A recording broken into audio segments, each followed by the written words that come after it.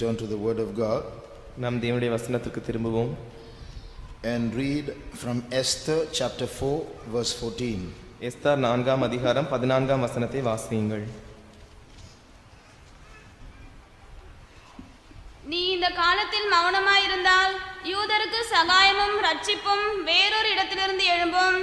அப்பொழுது நீயும் உன் தகப்பன் குடும்பத்தாரும் அழிவீர்கள். நீ இப்படிப்பட்ட காலத்துக்கு உதவியா இருக்கும்படி உனக்கு ராஜ்யமேன்மை கிடைத்திருக்கலாமே, யாருக்கு தெரியும் என்று சொல்ல சொன்னான்.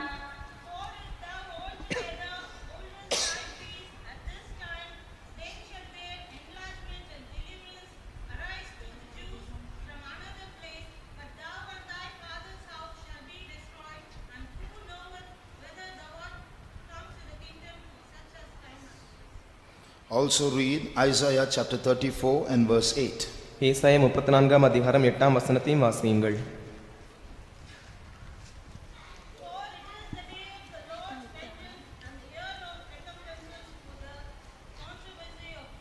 அது கர்த்தர் பழிவாங்கும் நாள், சீயோனுடைய வழக்கு நிமித்தம் பதிலளிக்கும் வருஷம். Praise the Lord. கர்த்தருக்கு ஸ்தோத்திரம். Now when you look at the political history of the world, உலகத்தினுடைய அரசியல் ரீதியான சரித்திரத்தை நாம் பார்க்கும்போது things have been changing.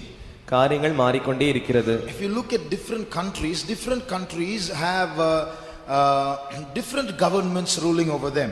நாம் பல வகையான தேசங்களை பார்க்கும்போது அந்த தேசங்களை ஆளுகை செய்கிறதான பல வகையான அரசாங்கங்கள் உண்டு.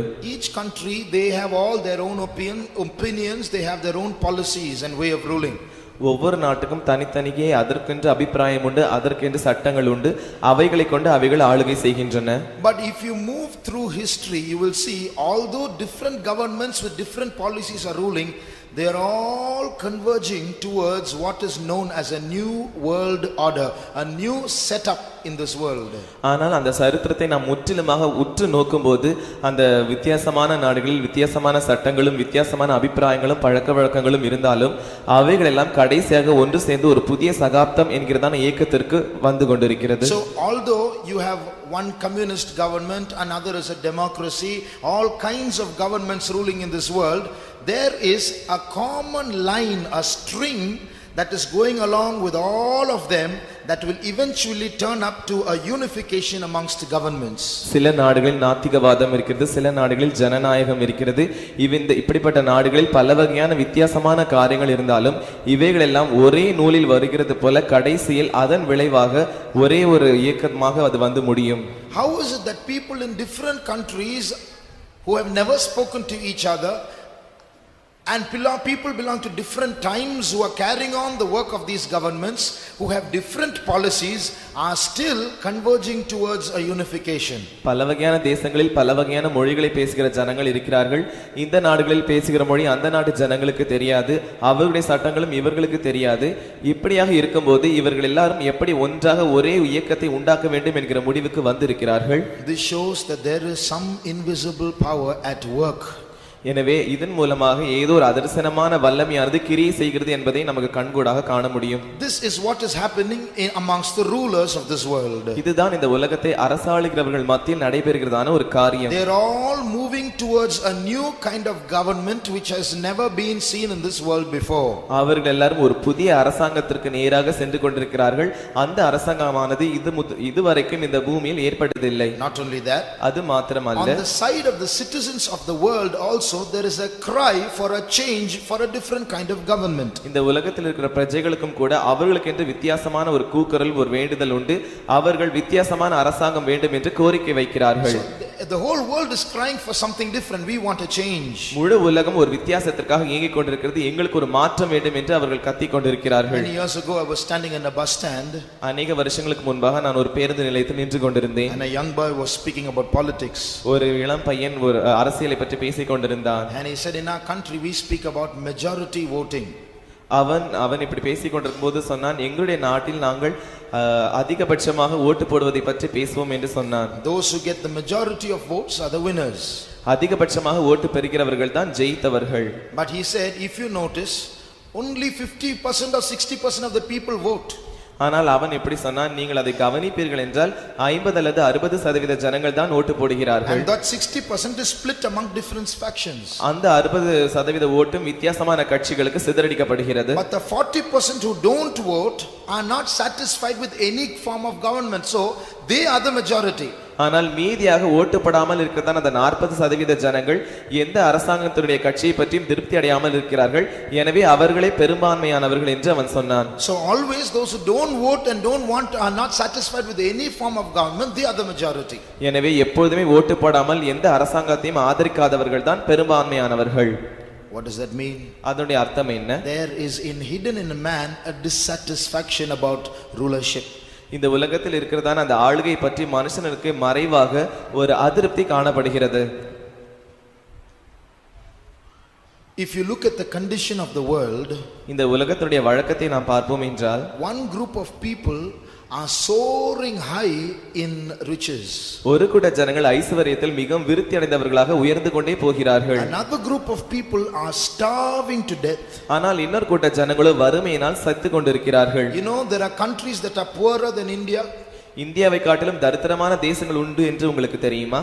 You know, there are countries where other governments have to help people receive food. People have to stand in the queue for 7-8 hours just to have one meal. ஜனங்கள் ஆகாரத்தை பெற்றுக்கொள்வதற்காகவும் ஒருவேளை ஆகாரத்திற்காக 7 அல்லது 8 மணி நேரங்கள் நிற்கும்படியாகவும் மற்ற அரசாங்கங்கள் அவர்களுக்கு உணவு கொடுக்கும்படியாக உதவி செய்யும்படியாகவும் தேசங்கள் இருக்கிறது என்று உங்களுக்கு தெரியுமா? Do you know there are countries where people run to the dustbin to scrap some food, where vultures come and eat food and the people put their hands in also to take food? சில நாடுகளில் இருக்கிற ஜனங்கள் குப்பைத்தொட்டியில் போய் அங்கே இருக்கிறதான ஆகாரத்தை எடுக்கும்படியாக ஓடி போய் குவிந்து விடுகிறார்கள். வல்லூர்கள் சாப்பிடுகிறதான அந்த இடத்தில் அவர்கள் கைவிட்டு அவர்கள் சாப்பிட வேண்டியதான நிலைமையும் சில நாடுகளில் இருக்கிறது. On the other hand, there are countries where food is being wasted and thrown into the dustbin. ஆனால் இன்னொரு பக்கத்தில் ஆகாரம் அதிகபட்சமாக வீணாக்கப்பட்டு குப்பை தொட்டியில் போடுகிற நாடுகளும் உண்டு. So the world is crying for a change. Something has to be done. Why is there so much of a lack of balance in this world? எனவே இந்த உலகமானது ஒரு மாற்றத்திற்காக கதறிக் கொண்டிருக்கிறது. ஏன் இந்த உலகத்தில் ஒரு சமத்துவம் இல்லாமல் சமதர்மம் இல்லாமல் சரியாக இல்லாமல் இருக்கிறது என்று மாற்றத்திற்காக ஏங்கிக் கொண்டிருக்கிறார்கள். Can't someone come? Can't someone do something? யாராவது ஒருவர் வரமாட்டார்களா? யாராவது ஒருவர் வந்து ஏதாவது செய்ய மாட்டார்களா? Will there be no change in this world? இந்த உலகத்தில் மாற்றமே இல்லையா? So the people underneath, the citizens are crying out for a change. The people in the governments are now moving towards a change. எனவே அரசாங்கங்களின் கீழ் இருக்கிறதான அந்த ஜனங்கள் ஒரு மாற்றத்திற்காக ஏங்கிக் கொண்டிருப்பதினால் இந்த அரசாங்கங்களும் கூட அவர்கள் கவனத்தை கவனித்து மாற்றத்தை தேடிக் கொண்டிருக்கிறது. Behind all these things is the God of this world who's moving towards world monopoly or control. இவைகள் எல்லாவற்றின் மத்தியிலும் இந்த உலகத்தின் அதிபதியானவன் இந்த உலகத்தை ஒரே வழியில் கொண்டு வரும்படியாக ஒரே அரசாங்கத்தின் கீழ் கொண்டு வரும்படியாக முயற்சி செய்கிறான். He wants to take control of every human being. ஒவ்வொரு தனி மனுஷனையும் கட்டுப்படுத்தும்படியாக அவன் விரும்புகிறான். Now as this is happening, இது இப்படி நடந்து கொண்டிருக்கும்போது the whole world is going to welcome what is going to happen very soon. அதி சீக்கிரத்தில் சம்பவிக்க போகிறதான ஒரு காரியத்தை இந்த முழு உலகமும் வரவேற்க போகிறது. But there are some suggestions that are being brought into focus as this new world order sets in.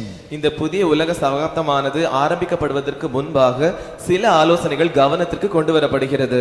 One is a redistribution of wealth. There should not be people who are extremely rich and extremely poor at the same time. Wealth should be redistributed throughout the world. ஒரு காரியம் என்னவென்றால் இந்த உலகத்தில் அதிக ஐஸ்வரியமான ஜனங்கள் இருக்கக்கூடாது, அதே நேரத்தில் அதிகமாக தரித்திரம் உள்ளவர்களும் இருக்கக்கூடாது. எனவே சமமாக எல்லாருக்கும் அந்த பணமானது வழங்கப்பட வேண்டும் என்பது ஒரு காரியம். Secondly, the world is being overpopulated. There are too many people in this world. At least 2 billion of the 6 billion, that is 1/3 of the population, must somehow be wiped out. இந்த உலகத்தில் அதிகமான ஜனத்தொகை இருக்கிறது, 6 மில்லியன் ஜனத்தொகை இருக்கிறது.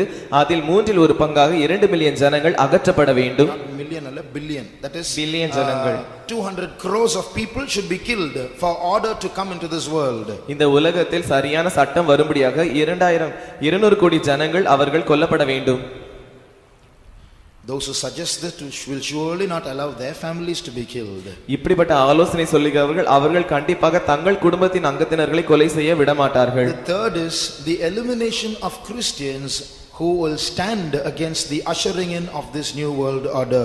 மூன்றாவதாக இந்த புதிய உலக சகாப்தத்தின் இயக்கம் வரப்போகிறதான இந்த காரியத்தை தடை செய்கிறதான இந்த கிறிஸ்தவர்கள் அகற்றப்பட வேண்டும். So As the governments are now plotting and planning to move in towards a one world government, அதற்காக இந்த உலகத்தில் இருக்கிற எல்லா அரசாங்கங்களும் ஒன்று சேர்ந்து ஒரே அரசாங்கமுடைய உலகமாக மாற்ற வேண்டும் என்கிறதான காரியத்திற்காக முயற்சிக்கும் போது the group of people who will stand against it, who will discern it and know this is all a diabolic devilish plot, are the Christians, the true Christians.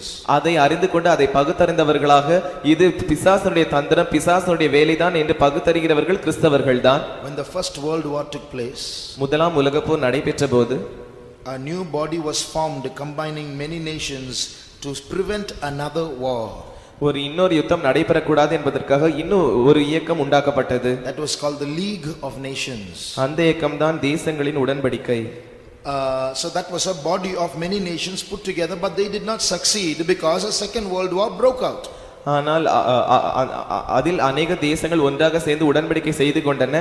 இன்னொரு யுத்தம் ஏற்படக்கூடாது என்று அவர்கள் செய்தார்கள். ஆனால் அது அவர்கள் முயற்சி வீணால் போயிற்று. ஏனென்றால் இரண்டாவது உலக மகா யுத்தம் வந்துவிட்டது. So another body was formed after that called the United Nations. அதற்கு பிறகு இன்னொரு இயக்கம் உண்டாக்கப்பட்டது. அதுதான் ஐக்கிய நாட்டு சபை. You see the name United Nations. There is a move there to bring nations together. அதனுடைய பெயரை பாருங்கள், ஐக்கிய நாடுகளின் சபை. எனவே அந்த இயக்கமானது எல்லா நாடுகளையும் ஒன்றாக இணைப்பது. But still the United Nations is not powerful enough to take control of the whole world. Still wars are going on, still famines are taking place, still there is lack of harmony, no peace in this world. ஆனால் இந்த உலக ஐக்கிய நாடுகளின் சபையானது ஒன்று சேர்ந்து அந்த உலகத்தில் இருக்கிற நாடுகளை ஒன்று சேர்க்க வேண்டும் என்று விளைந்தாலும் கூட இந்த உலகத்தில் பஞ்சங்கள் இருக்கிறது, பற்றாக்குறை இருக்கிறது, இவைகள் எல்லாம் காணப்படுகிறது, யுத்தங்கள் இருக்கிறது. Either the United Nations should be given extra power or a new more powerful body should emerge. எனவே ஒன்று இந்த ஐக்கிய நாடுகளின் சபைக்கு அதிகமாக வல்லமை தர வேண்டும், இல்லாவிட்டால் ஒரு புதிய அரசாங்கம் உருவாக வேண்டும். More powerful body. அதிக வல்லமையுள்ள ஒரு அரசாங்கம். So the world is going to be under one government which is very very powerful. எனவே இந்த உலகமானது ஒரே அரசாங்கத்தின் கீழ் வரப்போகிறது. அந்த அரசாங்கமானது மிக மிக வல்லமையுடையதாக இருக்க போகிறது. Now as the world moves towards that situation, இந்த உலகம் அந்த சூழ்நிலைக்கு நேராக நகர்ந்து கொண்டிருக்கும்போது you and I are going to be thorns in their sides. நீங்களும் நானும் அவர்கள் விலாக்களில் முள்ளுகளைப் போல இருக்க போகிறோம். That was a similar time of crisis for the Jews in the days of Esther. அதுதான் எஸ்தரின் நாட்களில் யூதர்களுக்கு இருந்ததான பிரச்சனையாக இருந்தது. There was a similar situation, a crisis in the days of Esther. இதே போன்ற சூழ்நிலை தான் எஸ்தரின் நாட்களில் யூதர்களுக்கு இருந்தது. It was a time when the lives of the Jews were in danger. யூதருடைய ஜீவியமானது மிகவும் ஆபத்தான ஒரு காலகட்டமாக அது இருந்தது. Now there is a verse in the Bible which says that God has put times and seasons into his hands. தேவன் காலங்களையும் வேளைகளையும் மாற்றுகிறவர் என்கிறதான ஒரு வசனம் வேதத்தில் இருக்கிறது. Just like we move on the basis of a clock, heaven also moves, history also moves based on a clock in heaven. நாம் எப்படி கடிகாரத்தின் அடிப்படையில் வேலை செய்கிறோமோ அதே போல பரலோகமும் ஒரு கடிகாரத்தின் அடிப்படையில் வேலை செய்கிறது, சரித்திரமும் அப்படியே செய்கிறது. So heaven is controlling history. எனவே பரலோகம் தான் சரித்திரத்தை கட்டுப்படுத்தி கொண்டிருக்கிறது. For example, உதாரணமாக when the disciples asked Jesus, Lord, when is the kingdom going to be restored? சீஷர்கள் இயேசுவை பார்த்து, ஆண்டவரே இந்த ராஜ்யத்தை எப்பொழுது இஸ்ரவேலருக்கு திரும்ப கொடுப்பீர் என்று கேட்டார்கள். Then Jesus said, this is not for you to know, the Father has put times and seasons into his hands. அப்போது இயேசு சொன்னார், பிதா தம்முடைய ஆதீனத்தில் வைத்திருக்கிறதான காலைகளையும் வேளைகளையும் அறிவது உங்களுக்கு அடுத்தது அல்ல. I'll show you one or two more verses. நான் இன்னும் 2-3 வசனங்களை உங்களுக்கு சொல்லுகிறேன். Read Galatians chapter 4 verse 4. கலாத்தியர் 4ஆம் அதிகாரம் 4ஆம் வசனத்தை வாசியுங்கள்.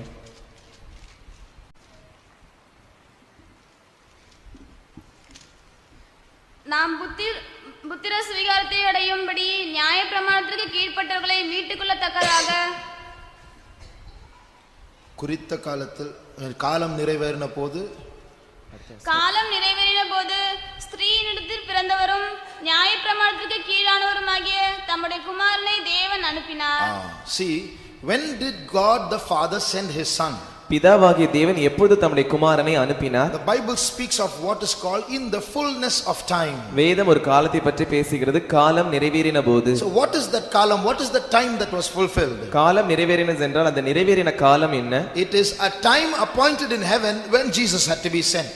அது பரலோகத்தில் இயேசு எப்பொழுது அனுப்பப்பட வேண்டும் என்று வைக்கப்பட்டதான ஒரு காலம். So the Father in heaven is controlling some kind of a time structure based on which things happen on earth. எனவே பரலோகத்தில் இருக்கிற பிதாவானவர் பூமியில் எப்படி காரியங்கள் நடக்கப்பட வேண்டும் என்பதற்காக ஒரு திட்டத்தை வைத்திருக்கிறார். Another verse.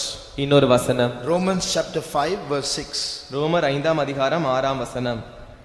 அன்றியும் நாம் பலனற்றவர்களாய் இருக்கும்போதே குறித்த காலத்தில் கிறிஸ்து அக்கிரமக்காரருக்காக மரித்தார். Now you see here of the death of Christ, it is written in due time.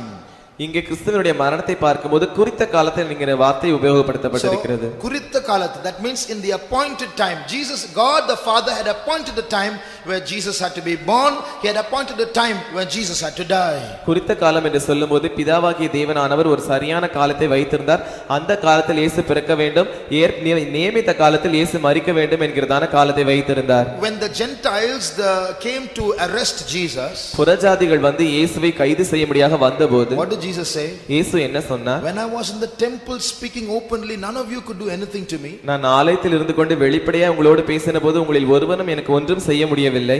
But now this is your hour and the power of darkness. ஆனால் இதுவோ உங்களுடைய வேளையும் அந்தகாரத்தின் காலமுமா இருக்கிறது. So what is that your hour? There was a time appointed by the Father where Jesus would be handed over to the Gentiles. உங்களுடைய வேளை என்று சொல்லும்போது அந்த வேளைதான் இயேசுவானவர் புறஜாதிகளுடைய கையில் ஒப்புக்கொடுக்கப்பட வேண்டும் என்று பிதாவானவர் நியமித்து வைத்திருந்தார். So there are times where things change in this world according to the appointment of the Father. எனவே பிதாவானவர் எந்த காரியங்களை எப்படி நியமித்து வைத்திருக்கிறாரோ அதற்கேற்றபடியே இந்த உலகத்தில் காரியங்கள் மாறிவிடும். Here is a prophecy. இங்கே ஒரு தீர்க்க தரிசனம். A time has come when the church is going to go through a period of crisis. சபையானது ஒரு பிரச்சனையின் வழியாக கடந்து போகிறதான ஒரு காலம் வந்துவிட்டது. A time is coming when nations and spirits and demons and people and religions are going to rise up to persecute the church of God. தேசங்களும் ஆவிகளும் பிசாசுகளும் ஜனங்களும் பொல்லாத வல்லமைகளும் சபையினுடைய ஜனங்களை உபத்திரவப்படுத்துகிறதான வேளை வந்துவிட்டது. At this time, இந்த நேரத்தில் there are things that we have to do. நாம் செய்ய வேண்டியதான காரியங்கள் உண்டு. That's why Mordecai says, Esther, remember, if you hold your peace at such a time as this, speaking of a particular time. எனவேதான் மொர்தெகாய் எஸ்தரோடு கூட பேசுகிறான். இப்படிப்பட்ட காலத்தில் நீ மௌனமா இருந்தால் என்கிற இப்படிப்பட்ட காலம் என்கிற ஒரு காலத்தை சொல்லுகிறான். Who knows whether you have been brought into the kingdom for such a time as this, speaking of a particular time. இப்படிப்பட்ட காலத்திற்காக நீ ராஜ்யத்திற்காக கொண்டு வரப்பட்டிருக்கலாம் என்று ஒரு குறிப்பிட்ட காலத்தை மொர்தெகாய் சொல்லுகிறான். In the same way, God has brought you and me into this kingdom at this period for a particular purpose. அதே போலவே தேவன் உங்களையும் என்னையும் இந்த ராஜ்யத்திற்கு இந்த நேரத்தில் ஒரு குறித்த நோக்கத்தோடு கொண்டு வந்திருக்கிறார். If we do not understand this, இந்த காரியத்தை நாம் விளங்கிக் கொள்ளாமல் போவோம் என்றால், what does Mordecai tell Esther? மொர்தெகாய் எஸ்தரிடத்தில் என்ன சொன்னார்? Don't think you are going to be safe in the palace. நீ அரண்மனையில் பாதுகாப்பாக இருப்பாய் என்று நினைக்க வேண்டாம். Beloved, let us listen to this one thing very carefully. பிரியமானவர்களே, இந்த ஒரு காரியத்தை நாம் நன்றாய் கவனிப்போம். Many of us are basking under the security of our own houses and plenty of possessions. நம்மில் அநேகர் நம்முடைய சொந்த வீடுகள் இருப்பதின் மூலமாகவும் அநேக சொத்துக்கள் இருப்பதின் மூலமாகவும் அதிநிமித்தம் நாம் பாதுகாப்பாக இருக்கிறோம் என்று நினைக்கிறோம். But don't think we can be safe. Esther was not safe in the palace. ஆனால் நாம் பத்திரமாக இருக்கிறோம் என்று நினைக்க வேண்டாம். ஏனென்றால் எஸ்தர் பத்திரமாக அரண்மனையில் இல்லை. What was Esther told? எஸ்தருக்கு என்ன சொல்லப்பட்டது? If at this time when you ought to work out salvation for the Jews, you have been assigned a responsibility, you remain silent, the Jews will be delivered somehow, but you and your house will be destroyed. யூதருக்காக ரட்சிப்பை ஏற்படுத்த வேண்டும் என்று நீ இந்த காலத்தில் நியமிக்கப்பட்டிருக்கிறாய். யூதருடைய ரட்சிப்புக்காக நீ காரியங்களை நடப்பிக்க வேண்டும். ஆனால் இந்த காலத்தில் நீ அமைதியா இருந்தால் யூதருக்கு வேறு இடத்தில் ரட்சிப்பு எழும்பும். ஆனால் உன் தகப்பன் குடும்பத்தாரும் நீயும் அழிந்து போவீர்கள். Look at those words. இந்த வார்த்தைகளை பாருங்கள். So by not doing what we ought to do, we are going to be destroyed. எனவே நாம் என்ன செய்ய வேண்டுமோ அதை செய்யாமல் இருப்போம் என்றால் நாம் அழிக்கப்பட்டு போவோம். What does that mean? அதோட அர்த்தம் என்ன? Beloved, you and I are here for a particular divine purpose. பிரியமானவர்களே, நீங்களும் நானும் ஒரு திட்டவட்டமான தெய்வீகமான நோக்கத்திற்காக இங்கே இருக்கிறோம். Very often we think all the purposes within, Lord, do something in me, sanctify me, supply the needs of my family, it's all within. அநேக தரம் நமக்கு உள்ளே இருக்கிற காரியங்கள் தான் என்று நாம் நினைக்கிறோம். ஆண்டவரே என்னை சுத்திகரியும், எனக்கு இந்த தேவைகளை சந்தித்து தாரும், என்னுடைய குடும்பத்தினரை ஆசீர்வதியும் என்று நாம் ஜெபிக்கிறோம். But along with this there is a purpose that we have to carry out without. ஆனால் இதோடு கூட புறமே நாம் செய்ய வேண்டியதான சில காரியங்களும் உண்டு. Do we know what that is? அவைகள் என்ன என்று தெரியுமா? But we shall shortly be revealed by God what that is. ஆனால் அதே சீக்கிரத்தில் அது என்ன என்று தேவன் நமக்கு வெளிப்படுத்துவார். It's both general and personal. அவைகள் பொதுவானதும் தனிப்பட்ட விதத்திலும். Personally God is going to speak to you in prophecy through the word, in visions and in dreams about what God is going to do through you in the church and in the world. தேவன் வார்த்தையின் மூலமாகவும் தீர்க்கதரிசனத்தின் மூலமாகவும் சொப்பனங்களின் வாயிலாகவும் தரிசனங்களின் வாயிலாகவும் நீங்கள் இந்த உலகத்தில் என்ன காரியங்களை செய்ய வேண்டும் என்று உங்களோடு கூட பேச போகிறார். But for that it is time that we have to rise up to the occasion and cooperate with God so that his plan might be executed through us. அதற்காக அந்த சரியான தருணத்தில் நாம் எழும்பி தேவனோடு கூட ஒத்துழைத்து அவருடைய திட்டத்தை அவரோடு கூட சேர்ந்து நிறைவேற்ற வேண்டும். Now Esther is going through a dangerous situation. இப்போது எஸ்தர் ஒரு ஆபத்தான சூழ்நிலையின் வழியாக கடந்து போகிறாள். She realizes she can't be safe in the palace. She has to take the risk of going and meeting the king. தான் அரண்மனையில் பத்திரமாக இருக்க முடியாது என்று உணர்ந்தவளாக அந்த யூதருக்காக ஏதாவது செய்ய வேண்டும் என்பதற்காக ஆபத்தில் போய் மாட்டிக்கொள்வது என்று அவள் ராஜாவினிடத்தில் போகிறாள். So she tells all the Jews to fast for her. எனவே அவளுக்காக உபவாசிக்க முடியாத எல்லா யூதர்களிடத்திலும் அவள் கேட்டுக்கொள்கிறாள். At the end of the fast she takes the risk and stands before the king. அந்த உபவாசத்தின் முடிவில் அவள் ஆபத்தில் நின்று கொண்டு அந்த யூதருக்காக பேசும்படியாக போகிறாள். She prepares 2 banquets for the king. அவள் ராஜாவுக்காக 2 விருந்துகளை ஆயத்தப்படுத்துகிறாள். And she invites him to 2 banquets. அந்த 2 விருந்துகளுக்கும் அவர்களை அழைக்கிறாள். In all this there is a plan. இவர்கள் எல்லாவற்றிலும் ஒரு திட்டம் உண்டு. Because she realizes that in the palace there is an enemy.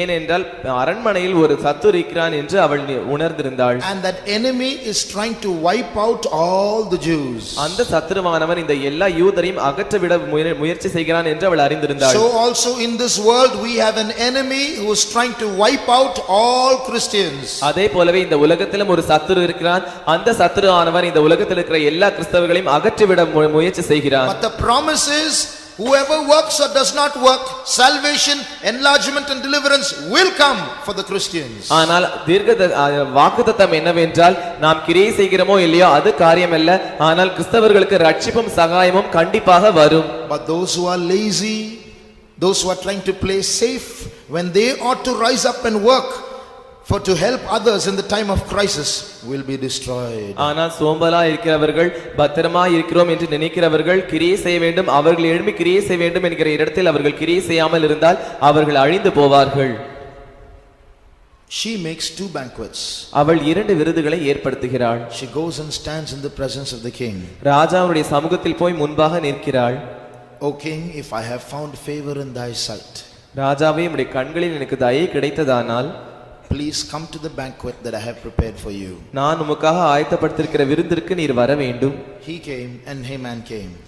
ராஜா வந்தான், ஆமானும் வந்தான். And in the banquet he asked her, the king asked her, what do you want, Esther? Tell me, I'll give you even half of the kingdom.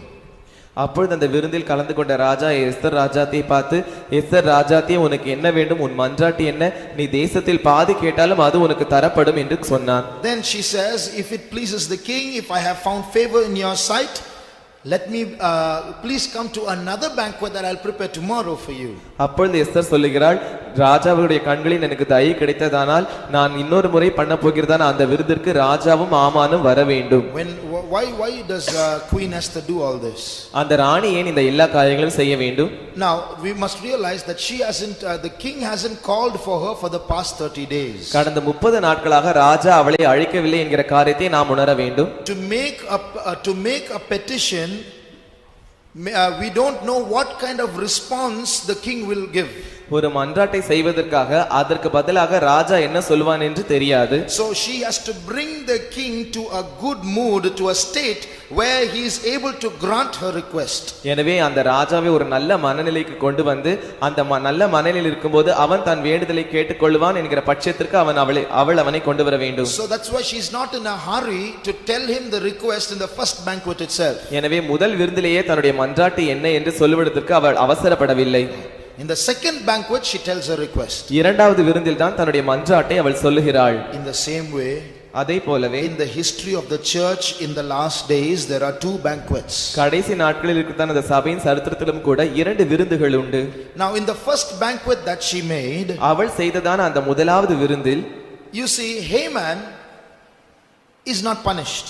ஆமான் தண்டிக்கப்படவில்லை என்று நாம் காண்கிறோம். In fact, he is very happy at that time. He seems unharmed, untouched. உண்மையை சொல்லப்போனால் அவன் அந்த விருந்தில் மிகவும் சந்தோஷமாக இருந்தான். அவன் சேதப்படாமலும் தொடப்படாமலும் இருந்தான். In fact, he came back home so elated and he said, see how the king honored me, even the queen called me, but all this is nothing to me as long as that Mordecai remains alive. உண்மையை சொல்லப்போனால் அவன் மிகவும் சந்தோஷமுள்ளவனாக தன் வீட்டுக்கு திரும்பி வந்தான். ராஜா என்னை கனம் பண்ணுகிறார், ராஜா என்னை கனம் பண்ணுகிறார் என்று சந்தோஷமான அனுபவங்களோடு கடந்து வந்தான். அதோடு கூட இந்த ஆமான் இருக்கிற விஷயத்தை அவன் ஒரு கவலையாக எண்ணினான். And his wife said, then if that's so, if Mordecai is irritating you and his people are irritating you, you do one thing. You make a gallows 60 cubits tall and kill him tomorrow. Make him hang there. அப்பொழுது ஆமானுடைய மனைவி அவனை பார்த்து, மொர்தெகாய் உனக்கு எரிச்சல் மூட்டினால், அவனுடைய ஜனங்கள் உனக்கு எரிச்சல் மூட்டினால், நீ அவனுக்கு என்று ஒரு தூக்கு மரத்தை செய் என்று சொன்னாள். So on the one side we see a banquet being prepared, on the other side we see danger for the Jews.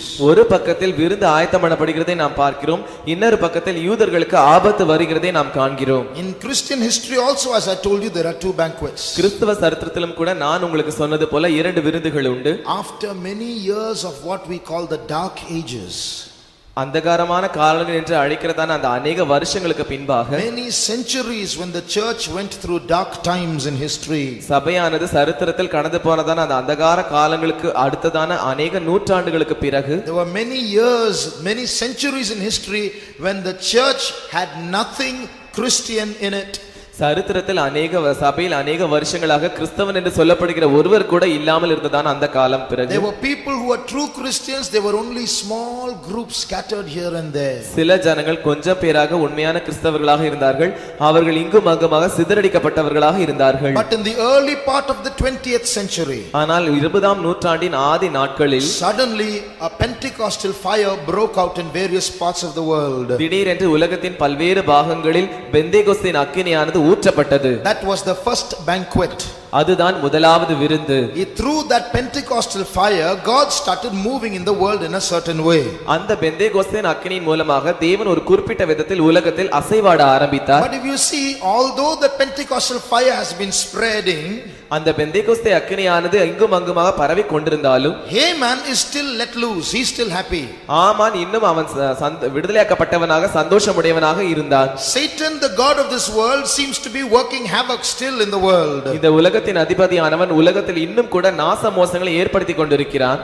And he is not only happy in the world, plotting against the world and deceiving the world, he is making plans to hang the Jews, to kill the God's people. அவன் இந்த உலகத்தில் சந்தோஷமா இருந்தாலும், இந்த உலகத்தை சுட்டிக்காட்டி உலகத்தில் அநேக காரியங்களை செய்து கொண்டிருந்தாலும், இன்னொரு பக்கத்தில் யூதருக்காக அவன் ஒரு தூக்கு மரத்தை ஆபத்தை செய்து கொண்டிருக்கிறான். So that first banquet is the revival of the Pentecostal experience from the beginning of the 20th century. எனவே 20ஆம் நூற்றாண்டின் ஆதி நாட்களில் இந்த முதலாவது விருந்தானது பெந்தேகோஸ்தே அக்கினியானது அனுப்பப்பட்டதான அந்த நாட்களாய் இருந்தது. And our gathering here in the presence of God right now is part of that first banquet. இப்பொழுது நாம் தேவ சமூகத்தில் கூடுகிறதான இந்த கூட்டமும் கூட அந்த முதலாவது விருந்தின் ஒரு பகுதியாக இருக்கிறது. So we are now conducting meetings like this, and God comes into our midst. எனவே இப்படிப்பட்ட கூட்டங்களை நாம் நடத்துகிறோம், தேவனும் நம்முடைய மத்தியில் வருகிறார். Just like Esther invited the king to the banquet, we invite our king. He comes into our midst, he blesses us, he heals us, he anoints us. Esther எப்படி ராஜாவை தன்னுடைய விருந்திற்காக அழைத்தாரோ அதே போல நாமும் கூட இயேசுவை நம்முடைய விருந்திற்கு அழைக்கிறோம். அவர் வருகிறார், நம்மை ஆசீர்வதிக்கிறார், நம்முடைய வியாதிகளை சுகமாக்குகிறார். But Haman still seems untouched. ஆனால் ஆமான் இன்னும் தொடப்படாதவனாகவே காணப்படுகிறார். He still seems to be ruling strong, the god of this world. அவன் இந்த உலகத்தின் அதிபதியாக இருந்து கொண்டு முற்றிலும் வல்லமையாக ஆளுகை செய்கிறான். And in many areas of our life he seems to be having a strong hold over us too. நம்முடைய ஜீவித்தின் अनेक பகுதிகளிலும் கூட அவன் பிடிவாதமாக சில காரியங்களை பிடித்துக் கொண்டிருக்கிறவனாக இருக்கிறான். But although he seems to be ruling strong, God has given us certain victories, God has given us a certain kind of joy, he's given us fellowship, he's given us anointing, he's given us worship and so on.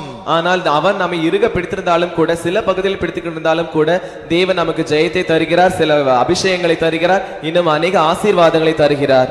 So although he is ruling in this world and he is the God of this world, அவன் இந்த உலகத்தில் ஆண்டு கொண்டிருந்தாலும் இந்த உலகத்தின் அதிபதியாக அவன் இருந்தாலும், we as God's children are able to come into the presence of God and enjoy this banquet. We are able to see the king's presence and say, Yesu innum ennum nallavanallo. தேவனுடைய பிள்ளைகளாக நாம் தேவனுடைய சமூகத்தில் வந்து அவருடைய சமூகத்தில் ஆர்ப்பரித்து அவரை அனுபவித்து இயேசு இன்னும் இன்னும் நல்லவன் என்று அவரை ஆர்ப்பரிக்கிறோம், புகழுகிறோம். இயேசு இன்னும் இன்னும் நல்லவனல்லோ, என்னை நடத்துவான் வல்லவனல்லோ. இயேசு இன்னும் இன்னும் நல்லவனல்லோ, என்னை நடத்துவான் வல்லவனல்லோ. எல்லா காலத்தும் எல்லா நேரத்தும் தனலாய் துணையாய் கூடையுண்டல்லோ. எல்லா காலத்தும் எல்லா நேரத்தும் தனலாய் துணையாய் கூடையுண்டல்லோ. Hallelujah. So although the devil is putting us into all kinds of captivity, பிசாசானவன் அநேக சிறைப்பிடிவுகளில் நம்மை சிறைப்பட்டு விட்டாலும் கூட, our homes and our lives are fraught with problems.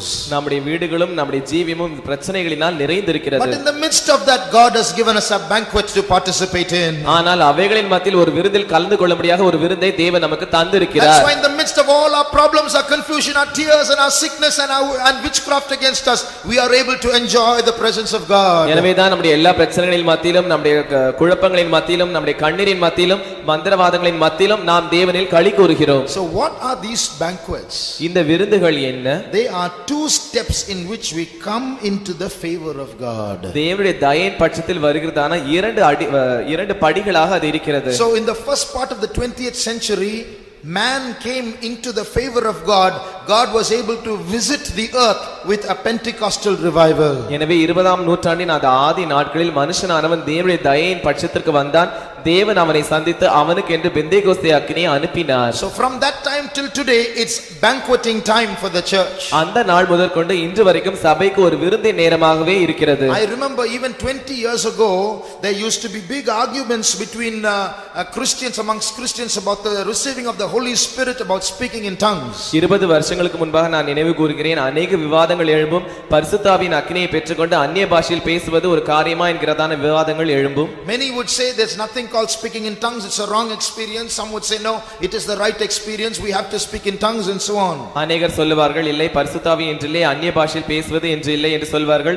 ஆனால் சிலரோ இல்லை, பரிசுத்தாவி உண்டு, அந்நிய பாஷை உண்டு, அதில் நாம் பேசிதான் ஆக வேண்டும் என்று சொல்லுவார்கள். And I remember sermons being preached trying to establish that the speaking of tongues is biblical, it's from God. அந்நிய பாஷையில் பேசுவது தேவனிடத்திலிருந்து வந்தது, அது வேதத்திற்கு அடுத்தது என்று அநேக பிரசங்கங்கள் பண்ணப்பட்டதை நான் நினைவு கூறுகிறேன். But today we don't have to do that. ஆனால் இன்று அதை நாம் செய்ய வேண்டிய அவசியம் இல்லை. Why? ஏன்? We can see God pouring out his spirit upon all flesh. ஏனென்றால் எல்லா மாம்சத்தின் மேலும் தேவன் தம்முடைய ஆவியை ஊற்றுவதை நாம் பார்க்க முடிகிறது. Even in nominal Christian churches, God is pouring out his spirit, people are speaking in tongues. வேறு கிறிஸ்தவ சபைகளிலும் கூட தேவன் தம்முடைய ஆவியை ஊற்றுகிறார், அங்கே இருக்கிற ஜனங்கள் அந்நிய பாஷைகளில் பேசுகிறார்கள். So this banqueting experience is being established in the world as God visits the earth. எனவே தேவன் பூமியை சந்திக்கும் போது இந்த விருந்தின் அனுபவமானது உலகத்தில் ஸ்தாபிக்கப்படுகிறது. Although the Pentecostal fire has broken out, பெந்தேகோஸ்தின் அக்கினியானது உடைந்தோடி வந்தாலும் கூட, there is another stage where we have to still come into the favor of God. நாம் இன்னும் கூட தேவனுடைய பட்சத்தில் வர வேண்டியதான இன்னொரு நிலை இருக்கிறது. Esther asked the king, if I have found favor in thy sight. Esther ராஜாவை பார்த்து, உம்முடைய கண்களில் எனக்கு தயை கிடைத்ததானால் என்று கேட்கிறாள். So although we are in the first banquet, நாம் முதலாவது விருந்தில் இருந்தாலும் கூட, in this first banquet there is going to be a second banquet. இந்த முதலாவது விருந்தில் இன்னொரு இரண்டாம் விருந்து வரப்போகிறது. Just like the Esther invited the king for a second banquet in the first banquet, Esther அந்த முதலாவது விருந்தில் இருந்து கொண்டு இரண்டாவது விருந்திற்காக ராஜாவை அழைத்தது போல, there is a time where this Pentecostal revival or fire is going to increase into another fire, a worldwide revival for perfection. பெந்தேகோஸ்தின் எழுப்புதலாகிய அக்கினியானது வரப்போகிறதான இன்னொரு காலம் இருக்கிறது. அந்த நாட்களில் முழு தேசத்திலும் இந்த பெந்தேகோஸ்தியான அக்கினியானது பரவும். The world is going to see it. உலகம் அதை காண போகிறது. Beloved, as you listen to me, my plea is that all of you might come into the same vision. பிரியமானவர்களே, நீங்கள் என்னை கேட்டுக்கொண்டிருக்கும் போது தானே நீங்கள் நான் எப்படி தரிசிக்கிறேனோ அதே போல அந்த தரிசனத்துக்கு நீங்கள் வர வேண்டும் என்று நான் வேண்டிக் கொள்கிறேன். Now if you can't see as the word of God speaks, தேவனுடைய வசனம் என்ன சொல்லுகிறதோ அதற்கேற்ற பிரகாரமாக உங்களால் பார்க்க முடியவில்லை என்றால் all this is going to be boredom and meaningless. இவைகள் எல்லாம் சலிப்பூட்டக்கூடியதாகவும் அர்த்தமற்றதாகவும் மாறிவிடும். I want my problem solved today. I want my sickness to go. I don't bother about revival. இன்று என்னுடைய பிரச்சனை தீர வேண்டும், என்னுடைய வியாதி இன்று என்னை விட்டு போக வேண்டும், எழுப்புதலை பற்றி எனக்கு கவலை இல்லை. If that's the attitude, then we are wasting our time here. அது நம்முடைய மனப்பான்மையாக இருக்கும் என்றால், அப்படியாக இருக்கும் என்றால் நம்முடைய நேரத்தை நாம் இங்கே வீணடிக்கிறோம். But let's all have the same vision. ஆனால் நாம் எல்லாருக்கும் ஒரே தரிசனம் இருக்கட்டும். We are going to invite God for a second banquet. இரண்டாவது விருந்திற்காக நாம் தேவனை அழைக்க போகிறோம். O King, if we have found favor in thy sight, we want to invite you for another banquet. ராஜாவே, உம்முடைய கண்களில் எனக்கு தயை கிடைத்ததானால் இரண்டாவது விருந்திற்காக நாங்கள் உங்களை அழைக்க போகிறோம். Who prepares that banquet? அதை ஆயத்தப்படுத்துவது யார்? We. நாம். By preparing our lives, by sanctifying our lives, we are preparing that second banquet. நம்முடைய ஜீவங்களை ஆயத்தப்படுத்துவதன் மூலமாக, சுத்திகரிப்பதின் மூலமாக அந்த இரண்டாவது விருந்தை நாம் ஆயத்தப்படுத்துகிறோம். What is that second banquet? அந்த இரண்டாவது விருந்து என்றால் என்ன? Another stage where God descends into the church, a visitation from God in favor for the church. சபையினுடைய தயைக்காக, சபை தயை பெற்றுக்கொள்வதற்காக தேவன் சபையில் இறங்கி வரும்படியாகவும் அவருடைய கண்களில் தயை கிடைக்கும்படியாகவும் வரப்போகிறதான அந்த இரண்டாவது நிலவரம். Beloved, that second banquet is not going to be an ordinary one. பிரியமானவர்களே, அந்த இரண்டாவது விருந்தானது ஒரு சாதாரணமாக இருக்க போகிறதில்லை. It is at this point we turn to the second verse that we read in Isaiah chapter 34 verse 8. இந்த கட்டத்தில் தான் நாம் இரண்டாவதாக வாசித்ததான அந்த ஏசாயா 34ஆம் அதிகாரம் 8ஆம் வசனத்திற்கு நாம் வர வேண்டும். Here what do we read? இங்கே நாம் என்ன வாசிக்கிறோம்?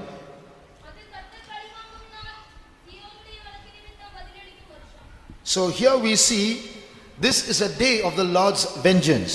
இது கர்த்தர் பழிவாங்கும் நாள். There is going to be a visitation from God another time very shortly. அதி சீக்கிரத்தில் தேவனிடத்திலிருந்து இன்னொரு சந்திப்பு வரப்போகிறது. Now if you read this chapter, you see here a foresight about the tribulation period. இந்த அதிகாரத்தை நாம் வாசிக்கும்போது உபத்திரவ காலத்தை பற்றியதான ஒரு முன் தரிசனத்தை நாம் இங்கே காணலாம். Now there is in particular a judgment pronounced against Idumea, verse 5. 5ஆம் வசனத்தில் வானங்களில் என் பட்டயம் வெறிகொண்டது. வாசிங்க. வானங்களில் என் பட்டயம் வெறிகொண்டது. இதோ ஏதோமின் மேலும் அந்த தங்கத்தின் நிமித்த ஜனத்தின் மேலும் அது நியாயம் செய்ய இறங்கும். Here we see a judgment pronounced against Edom or Idumea. Edom இல்லாவிட்டால் இதுமேயா என்கிறதான தேசத்தின் மேல் ஒரு நியாய தீர்ப்பு செலுத்தப்படுகிறதை நாம் இங்கே காண்கிறோம். Who is this Edom? இந்த ஏதோம் யார்? It is a type of a spirit that's working against the church of God, the church's adversary. தேவனுடைய சபைக்கு விரோதமாக கிரியை செய்கிறதான ஒரு வகையான பொல்லாத ஆவியாக இருக்கிறது, தேவ சபையினுடைய சத்துரு. So there are spirits that are going to rise up in the last days pointed against the church of God. எனவே கடைசி நாட்களில் சில ஆவிகள் எழும்ப போகிறது. அந்த ஆவிகளானது சபைக்கு நேராக, சபையை குறியாக வைத்து எழும்பும். They are going to get into people so that they at the sight of us they get angry. அவைகள் ஜனங்களை ஆட்கொள்ள போகிறபடியினால் அவர்கள் நம்மை பார்க்கும்போதே அவர்கள் நம்மை பார்த்து கோபப்படுவார்கள். Already there are people like that. அப்படிப்பட்ட ஜனங்கள் ஏற்கனவே இருக்கிறார்கள். But they are going to rise up as a strong body. ஆனால் அவர்கள் இன்னொரு மிகப்பெரிய இயக்கமாக, வல்லமையான இயக்கமாக எழும்ப போகிறார்கள். At that time there is going to be a second banquet. அந்த நேரத்தில் தான் இரண்டாவது விருந்து வரப்போகிறது. Can you see Haman preparing gallows to hang Mordecai? ஆமான் மொர்தெகாயை தூக்கில் மாட்டும்படியாக தூக்கு மரங்களை செய்கிறதை உங்களால் காண முடிகிறதா? At the end of the first banquet, that is what is being planned. முதலாவது விருந்தின் முடிவில் அதுதான் திட்டமிடப்பட்டது. So as this first banquet of Pentecostal revival is coming to an end, plans are being made in the kingdom of darkness against the church of God. எனவே இந்த முதலாவது விருந்தினுடைய இந்த பெந்தேகோஸ்தின் அக்கினி முடிவுக்கு வரும்போது அந்தகாரத்தின் ராஜ்யத்தில் திட்டங்கள் இதற்கு விரோதமாக செய்யப்பட்டு கொண்டிருக்கிறது. Plans to eliminate God's people. தேவனுடைய ஜனங்களை அகற்றும்படியான திட்டம். At this time, இந்த நேரத்தில் plans are being made by God for the church also. சபைக்காக தேவனும் சில திட்டங்களை செய்து கொண்டிருக்கிறார். If you see verses 2, 3 and 4 of Isaiah 34, ஏசாயா 34ஆம் அதிகாரத்தினுடைய 2ஆம் 3ஆம் வசனங்களை நாம் பார்ப்போம் என்றால், the indignation of the Lord is upon all nations and his fury upon all their armies.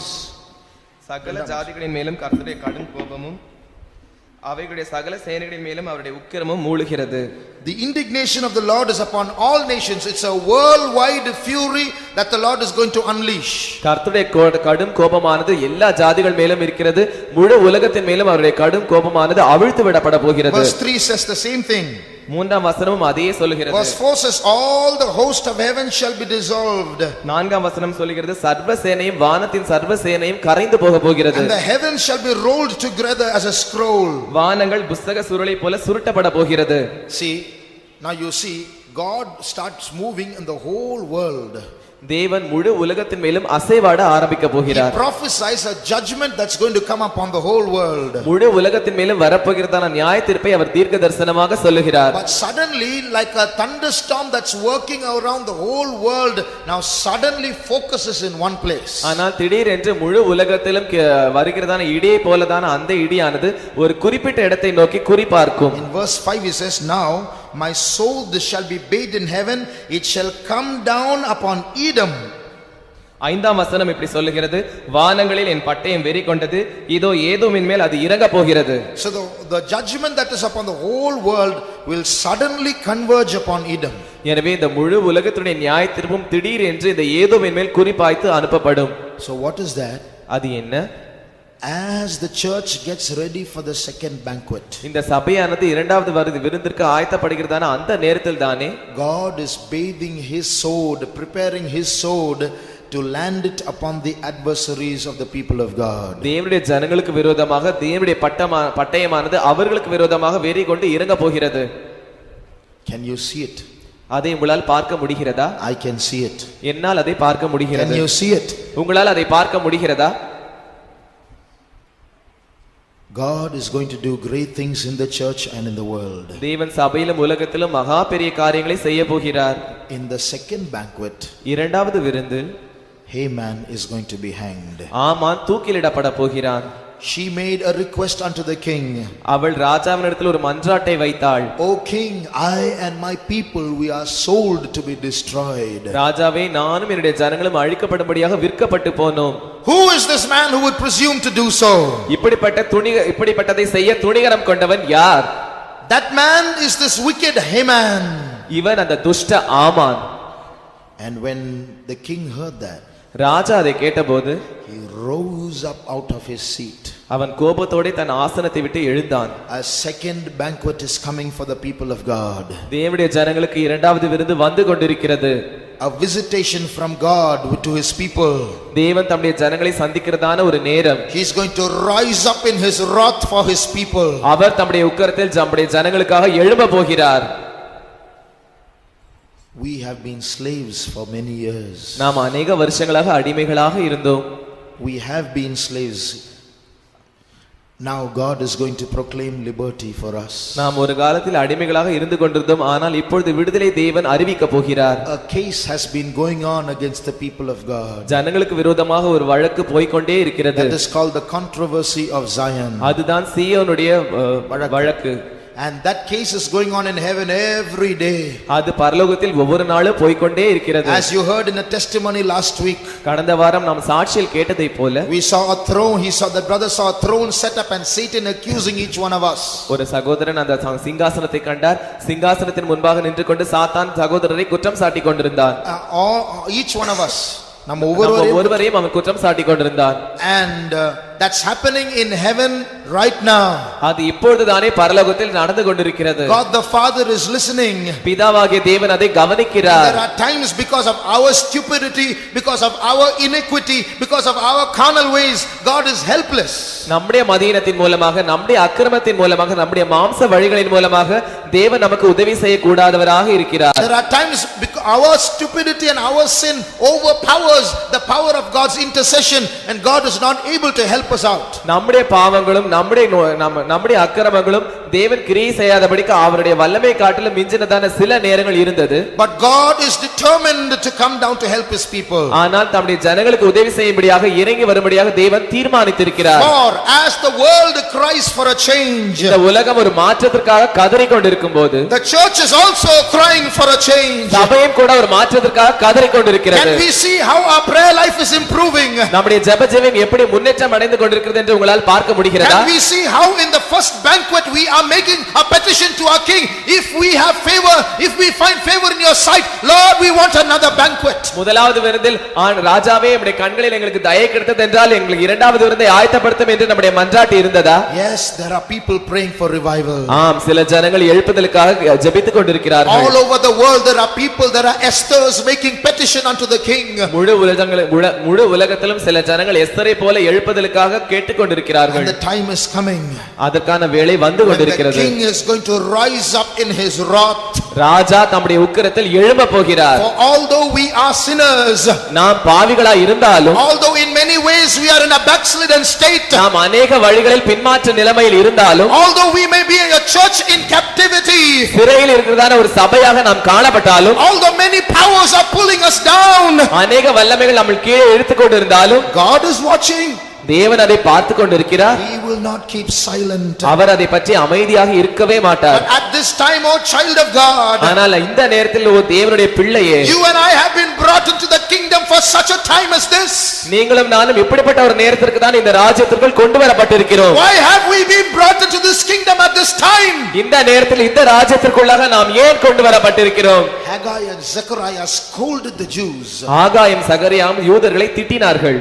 Is this the time for you to build your own houses, to dwell in sealed houses when the house of God lies waste? தேவனுடைய வீடானது பாழாய் கிடக்கும்போது நீங்கள் உங்கள் சொந்த வீடுகளில் மச்சு பாவப்பட்ட வீடுகளில் குடியிருப்பது இதுதான் நேரமா?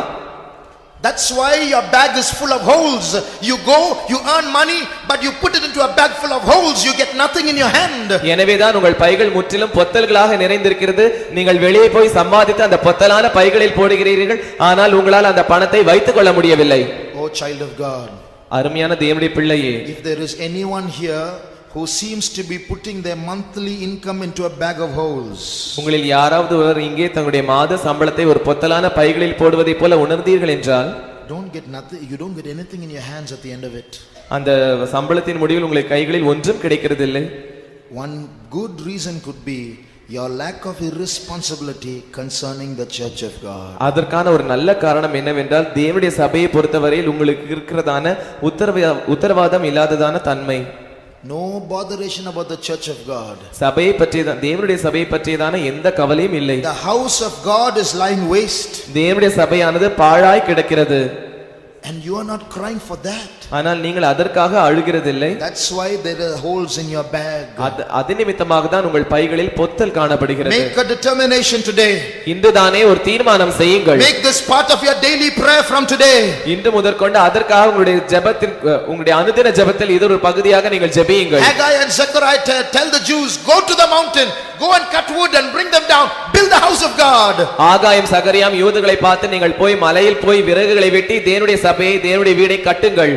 And as we prepare ourselves, நாம் நம்மை நாமே ஆயத்தப்படுத்தும்போது தானே our God is going to rise up in our midst. நம்முடைய தேவன் நம்முடைய மத்தியில் எழும்ப போகிறார். He is going to rise up in his wrath against Haman. அவர் தம்முடைய உக்கிரத்தில் ஆமானுக்கு விரோதமாக எழும்ப போகிறார். And in the very place that the Jews should have been hanged, Haman is going to be hanged. யூதர்கள் எந்த இடத்தில் தூக்கிலிடப்பட வேண்டுமோ அந்த இடத்தில் அதே ஆமான் தூக்கிலிடப்பட போகிறார். Before the coming of the Lord, தேவனுடைய வருகைக்கு முன்பாக there is going to be a great judgment upon the world. இந்த உலகத்தில் ஒரு மிகப்பெரிய நியாயத்தீர்ப்பு வரப்போகிறது. That judgment is going to be executed by the people of God. இந்த நியாயத்தீர்ப்பானது தேவனுடைய ஜனங்கள் மூலமாக செலுத்தப்பட போகிறது. It is called the day of vengeance of our God, when he is going to do justice for Zion.